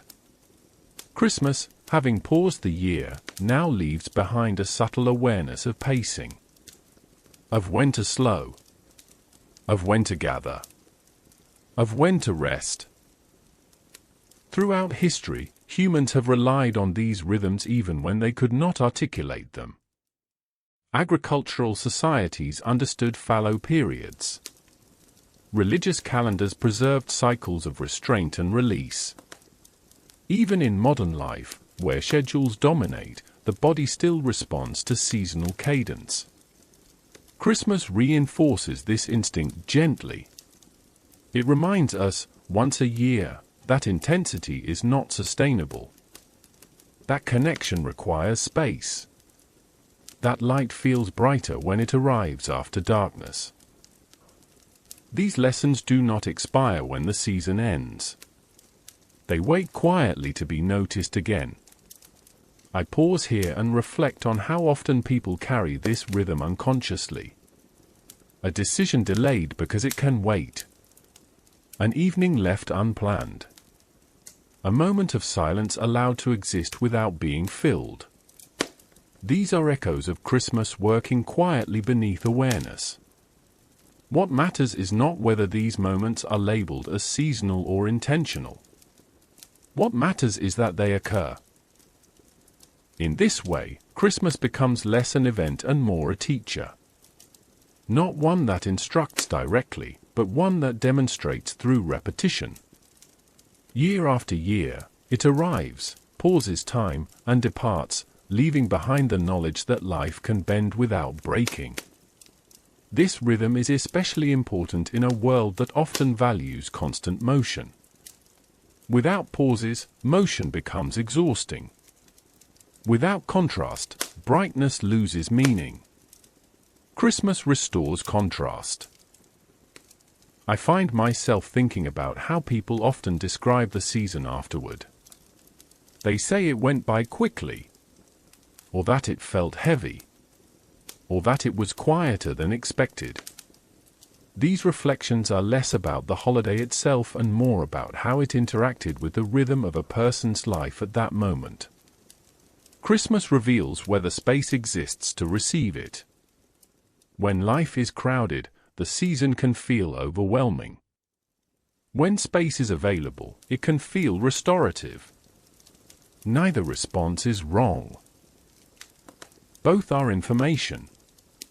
Both point toward the rhythm underneath. As I walk through this settled evening, I sense that Christmas has completed its final task. It has reminded us that time is not only something to fill, but something to feel. That rest and motion are not opposites, but partners. This understanding does not demand change. It simply offers awareness. An awareness, once present, alters how future seasons are experienced. Soon, we will arrive at the final reflections of this journey. But even now, there is no sense of ending. Only continuity. The story has folded back into life, where it belongs. So we remain here a moment longer. In this ordinary evening. With no expectation. No celebration. Just the quiet knowledge that the rhythm Christmas revealed is still available, waiting patiently, whenever the world begins to feel too loud again. Part 18. When the story becomes background. As we drift onward, something subtle happens. The story itself begins to fade from the foreground.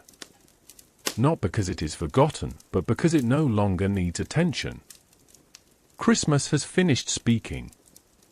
Now it hums quietly beneath life, like a familiar sound no longer consciously noticed.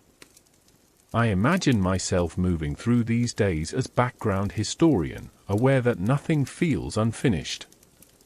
The nights are calm. The days return to their steady rhythm. And yet, there is a softness to time that was not there before. This is where Christmas becomes background. Throughout history, the most enduring traditions eventually reach this state. They stop demanding participation and start shaping atmosphere instead. The solstice fires became part of seasonal expectation. The medieval feasts became social memory. The modern holiday became an emotional marker woven into the year. Christmas now lives here. Not as an event, but as context. I pause and consider how often this happens without notice. A person feels less hurried one evening. A household feels quieter than usual. A decision is postponed because rest feels appropriate. These moments are not labeled as seasonal. They simply feel right. This is how traditions last. When something must be actively remembered, it risks being lost. When it becomes part of the background, it endures effortlessly. Christmas has reached this stage not by force, but by repetition softened over time. I think about how this mirrors human memory itself. The moments that shape us most deeply are rarely the loudest ones. They are the atmospheres we return to. The feelings that become familiar. The pauses that teach us without instruction. Christmas, having traveled through centuries of change, has learned to survive by becoming quiet. It does not insist on belief. It does not require explanation. It simply alters the texture of time once a year, reminding the world that slowing down is possible. That warmth can exist even when conditions are harsh. That presence matters. As I sit with this understanding, I sense that Christmas no longer belongs to history alone. It belongs to rhythm. To repetition that feels comforting rather than restrictive. To memory that does not need to be summoned. The story has done its work. The fires have burned down. The lights have dimmed. The gatherings have passed. What remains is not emptiness, but ease. A feeling that nothing needs to be added. This is not an ending in the usual sense. It is absorption. Christmas has dissolved into the background of life, where it will wait patiently until the year turns again and the world quietly asks for it once more. And so, we remain here briefly. In the calm that follows understanding. In the quiet satisfaction of a story fully told. From this place, we will soon move toward our final reflections. Not to conclude, but to rest. To acknowledge that some stories are meant not to be closed, but to be gently set down. And in that stillness, we allow Christmas to remain where it has always been strongest. Not in the spotlight, but softly present, shaping the silence beneath everything else. Part 19. The long quiet that follows. As we drift gently into this next space, the journey feels nearly complete. Not because there is nothing left to say, but because everything that needed to be said has already settled into place. Christmas now exists far behind us and all around us at the same time, no longer calling for attention, no longer asking to be held. I imagine myself standing still here as background historian, in a deep winter night that feels expansive rather than empty. The stars are distant. The world is calm. Nothing is waiting to happen. This is the long quiet that follows meaning. Throughout history, this quiet has always arrived eventually. After festivals ended. After candles were extinguished. After voices returned to everyday tones. Civilizations learned that celebration must be followed by rest, or it would lose its power. Christmas has always respected this truth. It does not linger endlessly. It does not attempt to remain relevant through force. Instead, it withdraws fully, trusting that what it offered has been absorbed. This trust is part of its endurance. I pause here and notice how different this feels from anticipation. Anticipation is forward-looking. It leans toward what is coming. This quiet looks nowhere. It is complete within itself. There is a comfort in this completeness. In modern life, we are rarely allowed to feel finished. Tasks multiply. Goals extend. Endings blur into beginnings without pause. Christmas, by contrast, offers a rare experience of closure. Not abrupt, not final, but sufficient. The season has arrived. It has unfolded. It has softened. It has gone. Nothing more is required.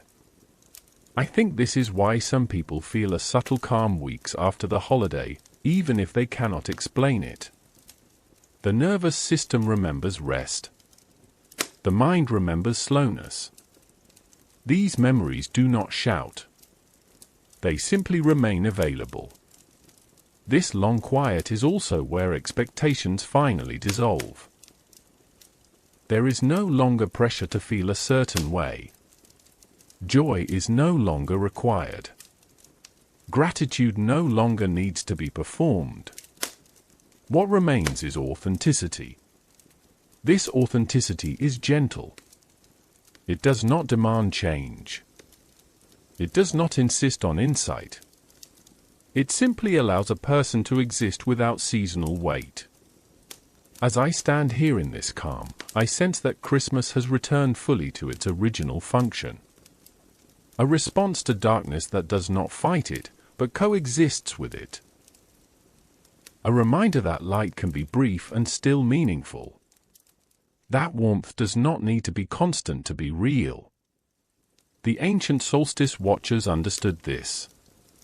They did not expect the sun to linger once it turned. They trusted that its gradual return was enough. Christmas carries the same wisdom. It does not promise permanence. It offers reassurance. It does not eliminate winter. It teaches how to live within it.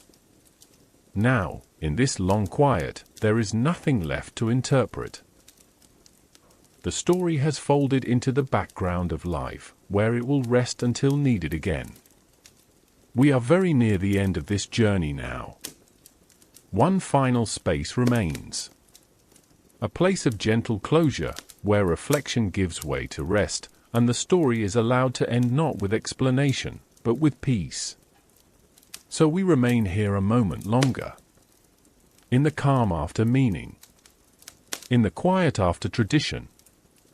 In the stillness that proves the season has done exactly what it was meant to do. Part 20. The season at rest. We arrive now at the end of the path, not with a sense of conclusion, but with a feeling of rest.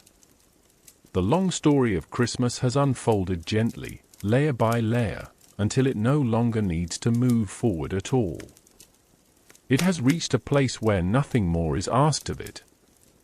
I imagine myself standing quietly here as background historian, the night fully settled, the world hushed in a way that feels complete rather than empty. There are no expectations left. No traditions waiting to be fulfilled. Only a calm awareness that something meaningful has passed through and left the world unchanged, yet softened. This is where Christmas rests. From its earliest beginnings as a response to winter darkness, through centuries of belief, celebration, challenge, reinvention, and quiet endurance, Christmas has always been moving toward this moment. Not toward spectacle. Not toward permanence. But toward peace. The season does not seek to linger endlessly. It understands that meaning deepens when it knows when to withdraw. Like the solstice itself, Christmas marks a turning, not a destination. It arrives, signals something essential, and then steps aside. What remains is not the holiday, but the effect. A gentler relationship with time. A reminder that pauses are not interruptions, but necessities. An understanding that light does not need to conquer darkness to matter.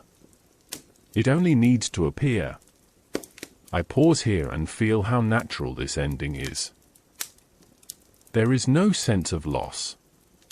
Only completion. The story has settled fully into the background of life, where it will wait patiently until the year turns again and the world quietly needs it once more. Christmas has always trusted this cycle. It does not worry about being forgotten. It knows it will be remembered not through effort, but through instinct. When nights grow long, when people feel the need to gather, when the year begins to close in on itself, the season will return, not demanding attention, but offering presence. Until then, it rests. And so do we. There is nothing left to understand, nothing left to resolve. The journey has brought us to a place where explanation dissolves into calm, where history releases its hold, where the season becomes still. In this quiet, Christmas is exactly what it has always been beneath every tradition and story. A gentle answer to the dark. A reminder that warmth can exist briefly and still be enough. We remain here for a final moment, breathing slowly, letting the silence settle, allowing the season to be at rest.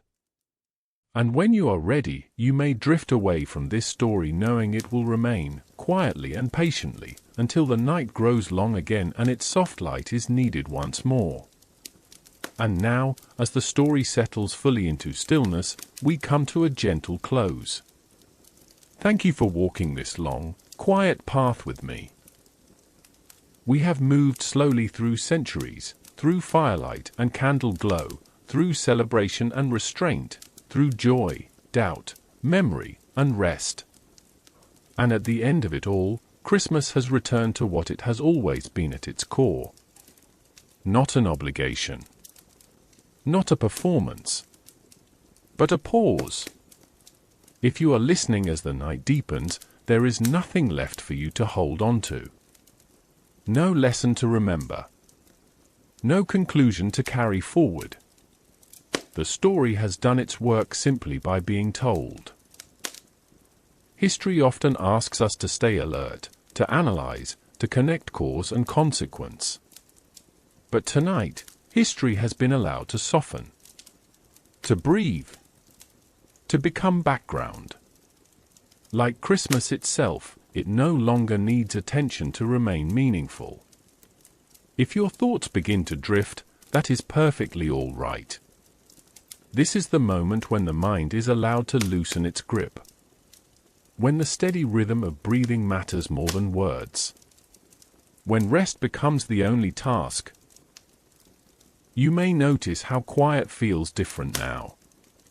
Not empty, not waiting, just present.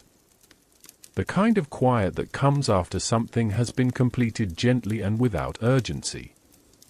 Wherever you are, whether the room is lit or dark, whether the world outside is silent or distant, you are safe to let go of the day. There is no need to prepare for what comes next. Morning will arrive on its own. Christmas will return when it is time. So will warmth. So will light. They always do. Until then, there is nothing you need to do to keep them close. They know where to find you. If sleep comes now, let it come easily. If it takes time, let the stillness keep you company. Both are welcome here. Thank you for sharing this quiet journey with me. I am glad you were here, listening, breathing, resting. For now, the story ends, and the night may gently take over.